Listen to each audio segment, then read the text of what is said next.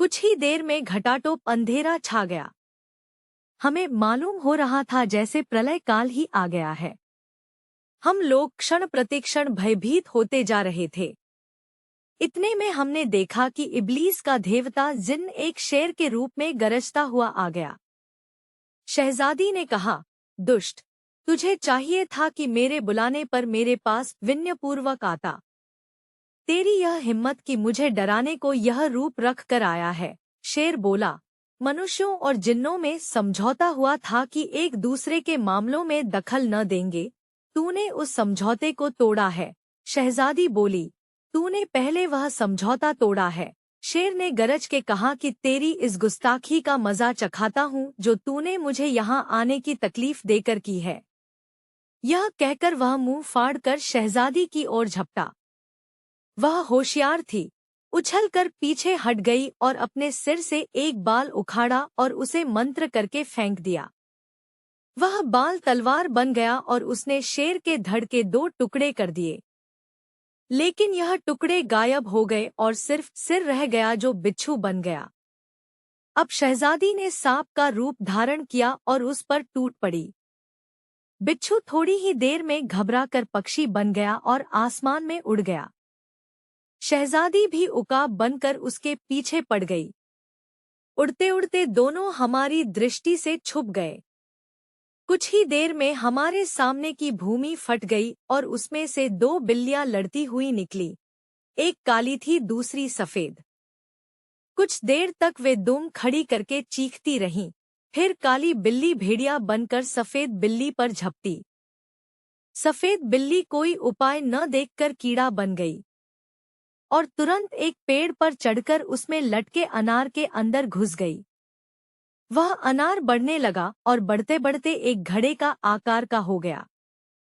फिर वह पेड़ से अलग हो गया और हवा में इधर-उधर लहराने लगा। कुछ देर में वह अनार जमीन पर गिरकर फट गया और उसके टुकड़े इधर-उधर बिखर गए। उसमें से सैकड़ों दाने पृथ्वी पर गिरकर फैल गए। अब वह भेड़िया तुरंत एक मुर्गा बन गया और उसने अनार के बिखरे हुए दानों को जल्दी-जल्दी चुनना शुरू कर दिया।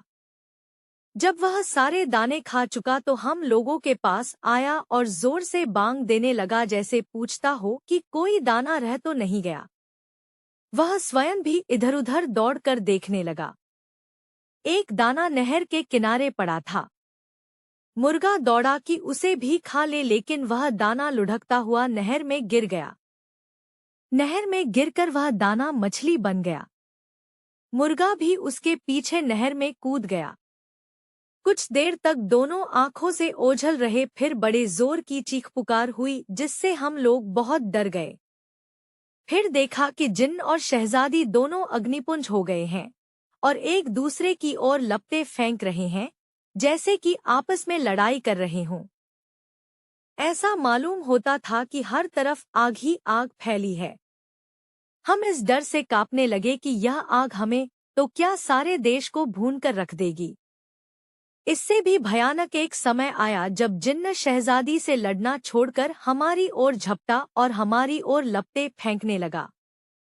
लेकिन शहजादी भी झपट कर आई। उसने जिन्न को दूर हटा दिया और हमें और सुरक्षित स्थान पर कर दिया। फिर भी इतनी देर में खोजा जलकर भस्म हो गया। बादशाह का मुंह झुलस गया और मेरी दाईं आंख में एक चिंगारी पड़ गई जिससे मेरी वह आंख फूट गई। इतने में हम लोगों ने बड़ी जोर का जयघोष सुना। शहजादी मलिका हसन अपने साधारण शरीर में आ गई और जिन्न राख का ढेर होकर दिखाई देने लगा।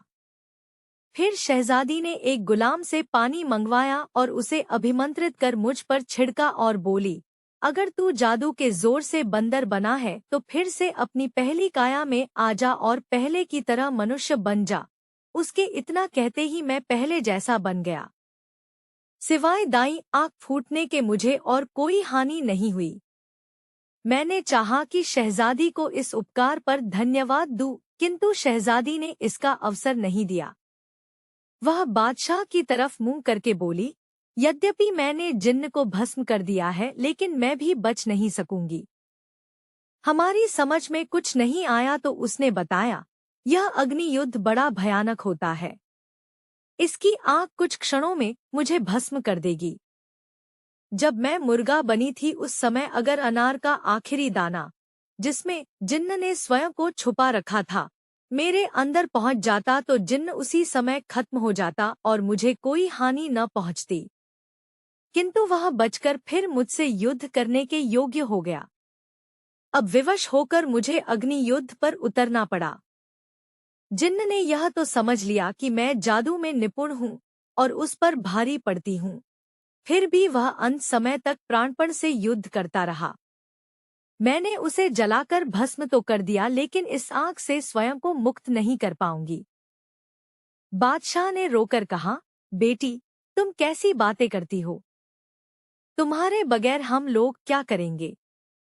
देखती नहीं कि खोजा मर गया है, मेरा मुंह झुलस गया है और यह शहजादा जिसका तुमने इतना उपकार किया है दाईं आंख से काना हो गया है।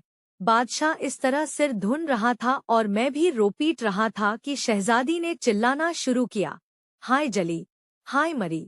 और देखते ही देखते वह भी जलकर जिन्न की तरह राख का ढेर हो गई।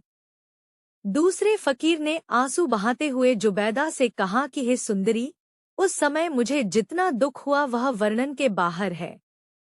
मैं सोच रहा था कि अगर मैं बंदर तो क्या कुत्ता भी हो जाता और आजीवन वैसा ही रहता तो भी इस बात से अच्छी बात होती कि ऐसी गुणवती राजकुमारी, जिसने मुझ पर इतना एहसान किया, इस तरह जान से हाथ धोए। बादशाह भी अपनी बेटी के दुख में इतना रोया पीटा कि बेहोश हो गया। मुझे भय लगने लगा कि ऐसा न हो कि इस दारुण दुख से उसकी जान चली जाए। चारों ओर हाहाकार होने लगा और राजमहल में प्रलय का सा दृश्य उपस्थित हो गया। राजमहल के सारे सेवक और बादशाह के सरदार दौड़े आए और भांति भांति के यत्न करके उसे होश में लाए। मैंने सभी लोगों के आगे पूरा वृत्तांत रखा। फिर राजसेवक बादशाह को उठाकर उसके शयन कक्ष में ले गए। सारे नगर में यह समाचार फैल गया और हर जगह रोना पीटना मच गया और हाहाकार के सिवाय कुछ नहीं सुनाई दिया। उन लोगों ने 7 दिन तक शहजादी के लिए शोक किया और उनके देश में मातम की जो जो रस्में होती थीं सभी पूरी की। अंत में जिन्न की राख के ढेर को हवा में उड़ा दिया गया। शहजादी की भस्म को एक बहुमूल्य रेशमी थैले में भरकर दफन कर दिया गया और उस पर समाधि बना दी गई। बादशाह शहजादी के दुख में बीमार पड़ गया।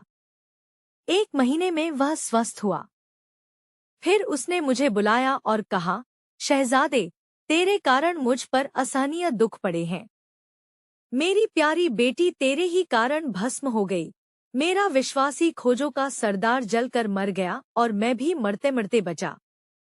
तेरा स्वयं इसमें कोई दोष नहीं है, इसलिए मैं तुझे दंड नहीं देता। किंतु तेरा आगमन दुर्भाग्यपूर्ण रहा है और तू जहाँ रहेगा मुसीबत आएगी। इसलिए मैं तुझे यहाँ रहने की अनुमति नहीं दे सकता। तू तुरंत यहाँ से मुंह काला कर। अगर तू यहाँ थोड़ी देर तक भी दिखाई दिया तो मैं स्वयं को न संभाल सकूंगा और तुझे कठोर दंड दूंगा। इसी प्रकार वह बहुत देर तक बकता झकता रहा। मैं सिर झुकाकर सब कुछ सुनता रहा। मैं कह भी क्या सकता था? बादशाह के चुप होते ही मैं उसके सामने से हट आया और महल से बाहर निकल गया। नगर में भी मुझे चैन न मिला। नगर निवासी शहजादी के शोक में विह्वल थे और मुझे ही उसकी मृत्यु का कारण समझकर जहां मुझे पहचानते मुझे मारने के लिए झपटते थे। मैंने विवश होकर अपनी जान बचाने के लिए दाढ़ी, मूंछें और भवें मुड़वा डाली और फकीरों के से वस्त्र पहन लिए और वहां से चल दिया। नगर से बाहर आकर भी मैं पश्चाताप की आग में बराबर जलता रहा और अपने जीवन को धिक्कारता रहा, जिसके कारण 2-2 रूपसी राजकुमारियां काल कवलित हुईं।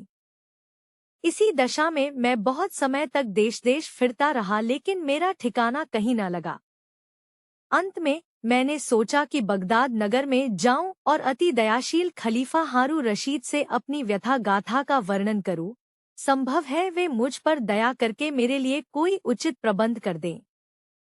मैं आज शाम ही को इस नगर में पहुंचा। सबसे पहले इस फकीर से, जिसने अभी अभी अपना हाल कहा है, मेरी भेंट हुई। आपके यहाँ हम कैसे आए यह बताना मुझे जरूरी नहीं है, क्योंकि वह पहला फकीर बता ही चुका है। जब दूसरे फकीर ने अपना वृत्तांत पूरा कर लिया तो जुबैदा ने उससे कहा कि हमने तुझे भी क्षमा किया, तू जहाँ चाहे वहाँ जाने के लिए स्वतंत्र है। अब दूसरे फकीर ने भी इच्छा प्रकट की कि अपने तीसरे साथी को जीवन गाथा भी सुनना चाहता हूँ। इस पर जुबैदा ने कहा, अच्छा, तुम भी मजदूर और पहले फकीर के पास जाकर चुपचाप बैठ जाओ। उसने ऐसा ही किया। जुबैदा ने अब तीसरे फकीर से अपनी कहानी सुनाने को कहा और उसने जुबैदा के सामने बैठकर कहना आरंभ किया।